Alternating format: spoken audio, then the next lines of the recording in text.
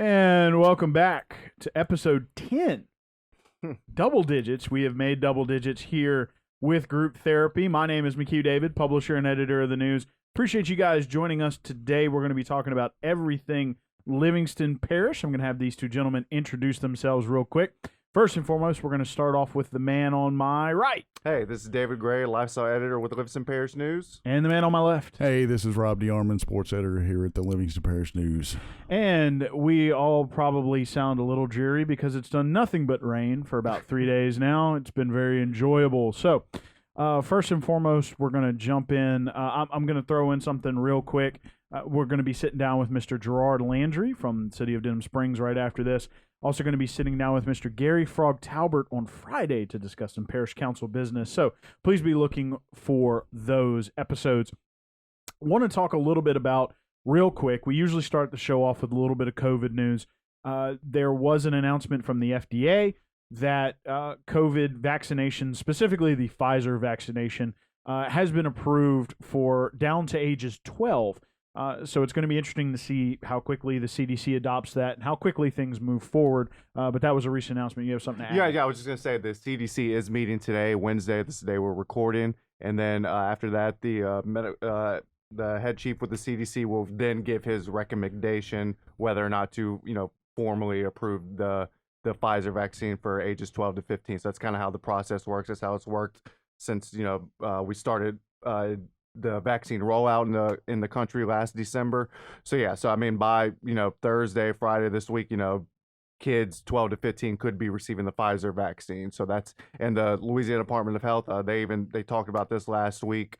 Dr. Joe Canner, the state health officer, said that the LDH will follow whatever recommendation comes from the CDC pretty quickly. So if they, give the final approval Wednesday or Thursday, CDC could within the day LDH within the day could give their recommendation to approve it as well for kids in Louisiana. So just to be on the lookout for that. They're recommending parents just start talking to your pediatricians now about the Pfizer vaccine. So, David and I really thought we didn't have much COVID to talk about today, but there was 90 seconds of it. Yes. So, moving on, first and foremost, let's talk about Sulphur. We're going back, or you're going back, and several teams from Livingston Parish are going back. As soon as we wrap up here, I'm hitting the road. Right, and unfortunately, kind of a dreary drive over there. Hopefully the weather clears up. It's supposed to for the remainder of the week. So tell us a little. I mean, we have 3 teams going. Two teams. Two teams. Going. I forgot that was a tough loss for Springfield. Springfield on their own at Mangum. Let's talk about them first because what a big season for them. It's a historic season, going further than they've ever gone. So tell us a little bit about that. Without a doubt, you get into situations where you play extra inning ball games when you go into it. I believe 12 innings in that first game. So by the time they got to that third game, it's like Coach Blanchard said, they had pretty much played, extra game plus some extra innings in there. So that kind of taxes your pitching. So you go in with an idea of, okay, this is who we're going to start. They start Jaden Teague in that first game. He's been phenomenal. 4 no-hitters, I think, this season for him. Just been great for them. And they it's one of those deals where they get used to going extra innings. I don't want to say get used to it, but they kind of figured out how to win in extra innings. So they pick up that win in that first game, and after that, those next 2, it's just kind of trying to piece stuff together. They go with Blake Lobel in that second game, and they've been, that's been their 1-2 punch the whole time. And I think when that happens, and it kind of throws your pitching off a little bit.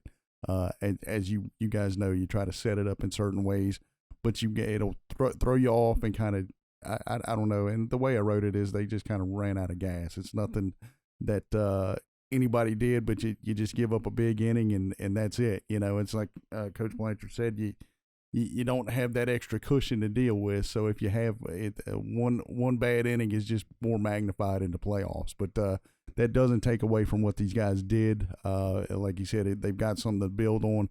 No matter what they do from here on out, this senior class right here is one that they'll look back on and say, hey, we were able to accomplish some things, and some guys can carry it forward for them. Yeah, and I mean, graduations are coming up. David, you and I will talk about that in a second. But, maybe didn't get to take it all the way to the big dance, but pushing the program to new heights, probably a good thing for these seniors to look back on. Absolutely, and that's one of the things when I talk with Coach Sandifer at Walker about he's gotten some phone calls from some former players, and he's told them they say, hey, look, Coach, he said it's not so much the wins that they remember, it's those losses that really stick to them, and they say, hey man, just tell your guys just to enjoy the whole thing, and while they're here, hey, why not bring the whole thing home, Sure. So that's another team that'll be going. Who do they have in the semis? They got West Monroe. Okay. And it's a team they played early in the year. Coach Sandifer said one of those deals where the weather's really bad, they get pushed back to about a 9 o'clock start against them. If I remember right, they won that game 11-9. He said, if anything, what we learned is they're a bunch of men who are in West Monroe, and they just don't stop. He said, you put up a spot on them, take a lead, they come right back on you. So he said, we know they're not going to give up. The way their pitching is going to line up, they're going to start Caleb Webb in this semifinal game, and Caleb and Grant Edwards have been their kind of 1-2 punch. But he also mentioned some of the guys that have come in. They had Landon Kish got to start in the Friday or the Saturday game, the win over New Iberia to put them in to the state tournament, and they also got Casey Bryant to kind of come in and bridge the gap, and then Grant came on and got the last 2 innings. So the pitching's just been great. And you look at you don't want to call it a formula per se, but they've had that one big inning where things just kind of cruise along, and then they get that one big inning. And ideally, when I talked to Coach Sandifer, he kind of chuckled. He kind of said that's pretty much not the formula we want to follow per se, but it's worked. But he said our pitching's been so good, that's what's worked for us. Sure. So you kind of see what's going to happen here. It's that matchup was back in March, so that's in baseball terms, that's eons ago. Sure, learned a lot since then. Finally, our number 1 seed, Doyle, and David, you can jump in here too because I know you've seen a lot of their games recently. I've seen a lot of Doyle lately. And speaking of pitching, talk about it. I mean, they earned that number 1 seed for a reason. A lot of it, I mean, Doyle can hit. They can play defense, too. They had to play a lot of defense here in this last game, but really solid pitching. So tell us a little bit about the number 1 seed heading into 2A. It's a crazy thing that you look at, Dave and I were there for both of those games in that series, and they beat Kinder. This was a big deal was to get past Kinder because Kinder had kind of had Doyle's number for the past couple meetings, and you'll go back to 2019 in that state championship game when Kinder beat them there. That's the one that kind of sticks. And of course, they had beaten them before that.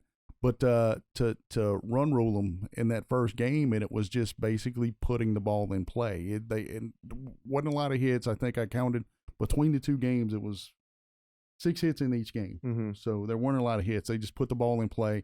Kinder made some mistakes, and they just capitalized on it. And in that second game, you get a home run there to put them up, and then it's another thing where they're able to add some runs. But it's like you said, the pitching is so good. When you talk to Andrew Yurtich, who got the win in that first game, it's like I think he walked 2, but he goes, this wasn't my best game, Sure. and he walked 2 guys, and you're going, you walk 2, it's not terrible, but you work around it. And in that second game, I think they walked a total of 4, but they turned 4 double plays. So you're wiping those runners out by turning those double plays. Almost like they set it up like that, right? Perfectly, yeah. It's actually how they drew it up. I mean, that first one they get it's a ball to Cody Mitchell out in left field, and he just comes up throwing, and they get the play at the plate. Right there, and that kind of set the tone for okay, this is what we're going to be able to do the rest of the game. Good shot of that play. Yeah, I wonder who did that. Yeah. Wow. Look at the self-plug over here. This man has developed some confidence pretty quickly behind the camera. I told him too. I was like, I kind of patted him on the back. I said, you're getting good, man. You're getting good. It didn't take long. I will say this, though. The Yurtich is great. They have, and this is something that they kept talking about in the dugout during the games, just hyping each other up. But, I mean, their infield, especially their infield defense, those guys are good. Yeah. Like, I mean, they don't make mistakes, and they make first of all the routine plays, and then like you said, double plays. I mean, you see college, major leagues. I mean, that's kind of routine, but high school. I mean, flipping a double play isn't, that's not the easiest thing to do in high school. But I mean, they make it look easy. And the way they turned them too. It wasn't your, I think they had 1-6-4-3 double play, but then another one was a, they go hit the right field, Couple and outfield they're assists, able to yeah. they're able to double up guys off of the bases, and I think they got one at first and one at third, Home, if I remember. Or home and then plate, and yeah. then one at home. So it was, but basically, Coach Beatty was like, "How many was it?" I said, "I counted 4." So Yeah. it just Well, and they'll need that.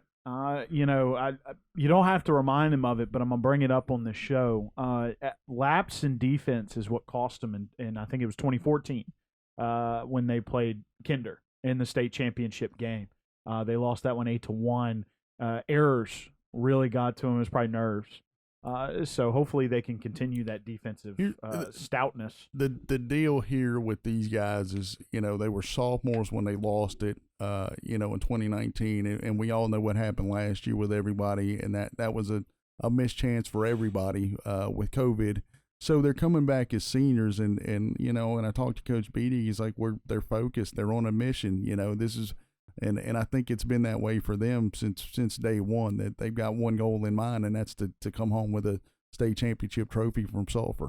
I think that's what I told you too, because I wanted to shoot their game after they won the first game, because you want to get that great pitching mound shot of everyone piling on the pitching mound.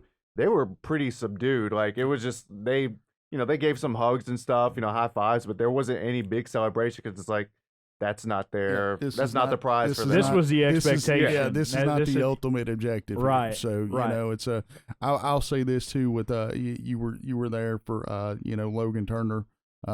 He gets 2 outs. They bring him on in relief. He gets 2 outs in the 7th inning, and then has to leave with an elbow injury. He had an MRI yesterday. Don't know the extent of the injury, but Coach Beatty said if there's a way they can get him in, he probably won't be able to play defense, but if there's a way they can get him in to maybe pinch hit or to run, they're gonna figure out a way to get him in. That was one of the more saddening parts of the whole deal, to see a guy who's a senior get injured, and we're in the dugout kind of taking pictures and everything, and just to see him come back in tears. If you guys know Logan, he's a competitor, and that's he wanted to finish the game, but Coach Beatty took him out. It just out of caution. But they're going to try to get him in if they can in Sulphur. So moving on from baseball, we've got some spring football games coming up. Mr. David over here will be helping out with what he can, but we're going to miss a lot of that because of these trips to Sulphur. It's interesting when we think about football. I know the schedule isn't set, so please be following Rob on Twitter, or be looking out on our website, www.livingstonparishnews.com, to be on the lookout for the final schedules for when these guys are going to play. I know when we're thinking about football, something tough happened this past year. Mr. Remy Hidalgo from Denham Springs High School passed away. And I know, David, you're going to be going out to the Denham scrimmage, or their spring game, correct? Mm-hmm. And there was a kid a young man from Denham Springs High School who wrote something about Remy. So tell us a little bit about that. Yeah, that was John McDaniel. He was a starting quarterback last year.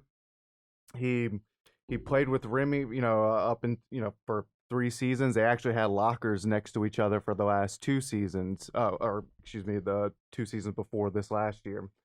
And yeah, Mighty Moms, they've been wanting to start this scholarship for a graduating senior from Denham High, and so this year they launched it, the Community Compassion Scholarship, and this year the scholarship was given in honor and memory of Remy Hidalgo, who, like you said, passed away last September. And first of all, as we're writers here, so if feel like we know good writing when we read it, and I got to read John McDaniel's essay. I mean, I was getting goosebumps and chills reading it, because you could just feel how much this impacted him, and he was able to put it into words. I mean, just how how Remy's, passing impacted the football team. I mean, he brought up, the day that the team found out, whenever they went into the locker room, him and a couple teammates had saw Remy the night before. They went to the hospital to go see him, and then they walk into the locker room that day, and then they get the news, and he said, in the essay, that the whole team just went on the 50-yard line, just cried. I mean, it's still, just still thinking about Remy, it still brings up those emotions because, during, obviously everyone came together during the flood, but, besides that, I can't think of another event where, people came together, in such a strong and powerful, moving way. He talked about, all last season, before and after games, rival teams, Live Oak Walk, these, rival teams, Woodlawn, giving these gestures, whether, is money to Remy's foundation or, just a card signed by football players, by the whole team, just these little things, just let everyone know that they're thinking about them because, yeah, on the football field, you want to beat your opponent, but at the same time, life exists outside of that, and I can't imagine losing a team. I play, we played sports. I couldn't imagine that happening to me. Someone who I bled, swept, sometimes cried with, when you're in those crazy practices and games. But so it was just moving to see that Ashley Robertson, I can't pronounce the last name. Remy's mother was there. Her and John McDaniel gave each other, it was a big hug. It was a really emotional sight. But yeah, that was just it was a moving essay. The story that's the feature this week. I couldn't think of a more fitting feature, especially at the end of the school year, than that one. Is especially like you said, Denham High. This would have been Remy's senior season coming up. He would have been getting ready for the spring game in a couple of days. So I mean, it's still something that is, ever present in that community, in the Denham community for sure. Yeah, and we had the dads of Denham on the podcast last week. They had not all of the hands, but they helped sort of pull together a lot of community events for Remy after that. So it was just crazy how that formed too, because I mean they were already like kind of a little clique, and then Remy passes, and then they kind of take it on themselves to just go into overdrive. I mean, I don't know. I mean, granted, I mean you wish Remy was here, but I don't know if that organization would have done as much had that not happened. You see a lot of good that's come out of it. And that was one thing that John McDaniel wrote. He's like, I want to have half the impact that Remy's had, because you could see the impact Remy had. And even his mother, I was talking with her after, she's like, I didn't realize how many people loved Remy, or thought of him as just a big teddy bear, just a fun guy to be. Like she didn't realize how much he was loved until after that. So obviously, yeah, you wish he was here. You wish he was getting ready to play football this Saturday, but you can see the impact that he's had in it, just to show other kids. And that's something John said, you want to make that impact for your community as well. Right. So very moving piece, going to be on the front page of the lifestyle section, going to run online Thursday. No, it already ran. Yes, it's already ran on it's site. Online, so yep. So you can check that out, www.livingstonparishnews.com, or it'll be on the front page of the lifestyle section, which begins on page 9 in the print edition. Going to jump back to you, Rob, one more time to talk a little bit of track. Then we're going to move back. Some unfortunate crime news going on. David and I will go back and forth on that one. But Rob, I want to talk about track season has wrapped up. Yes. So we had quite a few at the state meet. I know I saw some posts from some track coaches, not exactly the way a lot of them wanted the season to end. So give us some clarification on that. Yeah, we just, there wasn't a whole lot of athletes there, but, we had some pretty good performances. Madeline Amy from Marpaw winds up winning the pole vault in Class B, sets a new mark there. That is, if you guys recognize the name, that's Cameron Amy's sister. Cameron runs in the family, huh? Yeah, and that's what I got called Cameron the other day, and I said, she's going to give you a run for your money, man. So just get ready. She's here. So that was the biggest thing. Clayton Sims at Live Oak finishes second in the 5A pole vault. And, and talking to Coach Dubois at Holden, maybe not some of the marks they were looking for, but they had some individual personal times that were broken there. And his hope is, I think they brought 4. His hope is that hopefully next year we can bring a busload. So and they're young. Most of those kids are coming back. So it is a pretty good way. Not a whole lot of people there. Also, Caden Boudreaux from Albany finishes 3rd in the 1600 and the 3200. She's a freshman, so she's got something to build on too. A lot of young kids, in sports. A lot of schools having a lot to build on, especially in these spring athletics. It's going to be interesting. So please don't forget, keep an eye out on the sports section for those spring schedules that's coming up starting this week, correct? Yes. Okay. Yes. So, David, first and foremost, before we get into this unfortunate crime news, graduations do start tonight. Mm-hmm. This will be running on Wednesday. So who's tonight? Live Oak is tonight. Live Oak is tonight. Hopefully the weather moves on out. Yes. And then, that's what they're open to right now. I've just been texting with the principal there. And tomorrow I'll be at French Settlement and at Walker, and you'll be in Maurepas, correct? Yes. And then Friday we have Denham and Springfield. Correct. Okay. And then and then Sunday is Walker at Walker, and then if I remember correctly, Monday is Holden, Tuesday is Doyle, and then Albany is Thursday.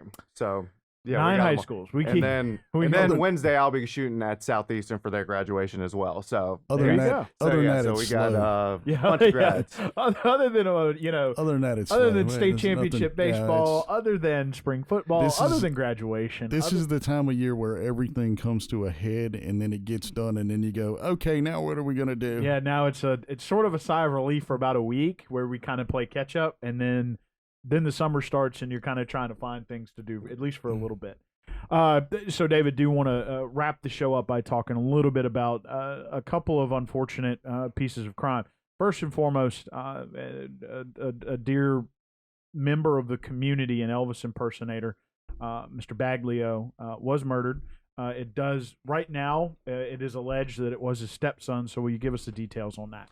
Yeah, that was the latest news that came out yesterday, Tuesday, that the sheriff's office confirmed that Trace Pygott, who is accused of being the one pulling the trigger, that he is Jason Baglio's stepson. The shooting was around 3:30 a.m. Saturday in Denham Springs, just one day before Mother's Day, and then Trace Pygott and his biological father, Tommy Ray Pygott, Tommy Ray is accused of being there, he is charged on principal to second-degree murder. So that's they both fled the scene and were later caught separately in New Orleans over the weekend. I believe Trace was captured later Saturday, and then Tommy Ray was captured early Sunday morning. Tommy Ray is currently in the Livingston Parish Detention Center. He was transferred Monday, and Trace has yet to be, as of the latest. I haven't checked since early this morning, but he is yet to be. And when I spoke with the sheriff's office Tuesday, they said they weren't sure when he was going to be, but that he would be transferred at some point. So yeah, that was the latest on that. But yeah, like you said, Mr. Jason Baglio, I did a story on him a few years ago. He's an Elvis impersonator. He had formed a special connection with the Livingston Council on Aging and had actually started, helped them get their new kitchen up and running, and was the head chef there because his profession, he was also a caterer. He had history in catering, so that was his new gig, I guess you could say. But yeah, that was a news Sunday, just kind of heartbreaking news to write about, especially the day before Mother's Day. He had kids, wife, so you just kind of feel for that family right now, having to go through this. And yeah, and indeed, especially on a weekend like that. Yeah. And secondly, there was a individual, a hit and run on Buddy Ellis. Mm-hmm. That left I believe it was a kid. Yes, 22-year-old, but yes, I mean a kid. Yeah, yes. Technically a kid. Yeah. Dead, and I believe that person was recently identified. I have not confirmed his identity. I know that there was someone who said that. I spoke to the sheriff's office this morning. they're waiting to they're getting back to me on whether or not they can release it to me. So I'm not going to release it until I know for sure that I have the go ahead. But I did get news that one person has come forward in the case, male, who was working with detectives. Don't know anything other than that. Don't know if that was the person who possibly might have hit the bicyclist or someone who saw what happened. But that is the latest, that they at least have someone who has come forward with some information. So yeah, like you said, the sheriff's office is looking for any information. If you live on Buddy Ellis, and they said if you might have security cameras inside your house or something that could possibly help point detectives to who might have committed this crime. They said the man was leaving Dairy Queen around 11:30 p.m. Sunday, and was heading eastbound, and then a car was heading westbound and hit him. He said that Sheriff's Art said that there would be damage to the front driver's side of the vehicle. But yeah, I mean, just 2 deaths in 2 days. I mean, that's never easy to write about, but I mean, much less have to experience that for the family. I mean, that's the sort of unexplainable deaths. I mean, it's heartbreaking. And unfortunately, we have a third scenario, which is a sort of a joint venture between the Denham Springs Police Department and the Sheriff's Office, a rash of car burglaries. I do believe there is one suspect in custody, or at least known. Give us some details on that. Yeah, no, there's no one in custody for that, but yes, like you said, they at least have descriptions of a suspect. They're looking for the suspects now, but yeah, basically, the sheriff's office is investigating 6 vehicle burglaries. The Denham Springs PD Chief Womack said a buttload. That was his quote. So I mean, there's a lot going on, and one of the burglaries, a woman was shot in the shoulder. So last we heard, she was in stable condition. She was still in the hospital as of 2 days ago, but she was in stable condition. She got shot in the shoulder. They expect her to make a recovery, but she walked out. She heard something going on inside her home, and then saw a person rummaging through her car, and then when she screamed, he shot her. So but yeah, so that was that, and they're thinking that based on the description of the suspect, because the crimes that they're investigating happened on separate sides of the city. There were some just outside the Denham Springs city limits on the east side, and then some within the Denham Springs city limits on the west side. They believe that because there was the handgun was used in the case that the sheriff's office is investigating, and then the Denham Springs PD released some still images of a suspect. That suspect was also carrying a handgun. They described him as thinly built, young, male. So I mean, the kind of matching descriptions. That's why they haven't determined that there is a connection, but they're thinking there possibly could be, and that's what they're teaming up for in this investigation. But the big takeaway from this, and we'll have another story out on this soon, is Chief Womack, his message was pretty simple. Just lock your vehicles. He said in every single one of the vehicle burglaries that happened that Denham PD is investigating, every vehicle was left unlocked, and there was valuables just sitting out. I mean, so that's basically, I mean, yeah, you wish that people wouldn't, take it upon themselves to just go around looking for unlocked vehicles and stealing stuff. But I mean, they said you could also prevent a lot of these scenarios if you just hide your vehicle, hide your valuables, or take stuff out of your car and lock your vehicles. So, I mean, that's the latest on that story right now. So please remember to lock your vehicles. To wrap it up, please remember to follow Rob on Twitter. Be on the lookout on our website. We're going to have lots of state championship stuff, football stuff, graduation stuff coming out over the next couple of days. Going to ask these gentlemen to reintroduce themselves on the way out. Rob, you go first. Hey, this is Rob DeArmond, sports editor here at the Livingston Parish News. And David Gray, lifestyle editor with the Livingston Parish News. And my name is McHugh David, publisher and editor of the news. Appreciate you guys joining us and listening in or watching. Please remember that we're on Facebook, Twitter, LinkedIn, Instagram, and YouTube. We are once a week in print on Thursdays at $7 a month to get that in your mailbox. We're also online, www.livingstonparishnews.com. This podcast goes out to all podcast platforms, so please remember you can subscribe to get notifications if you don't want to wait. A lot of times those audio versions will get to you quicker. One more last time, we appreciate you joining us, and we will check you out next time.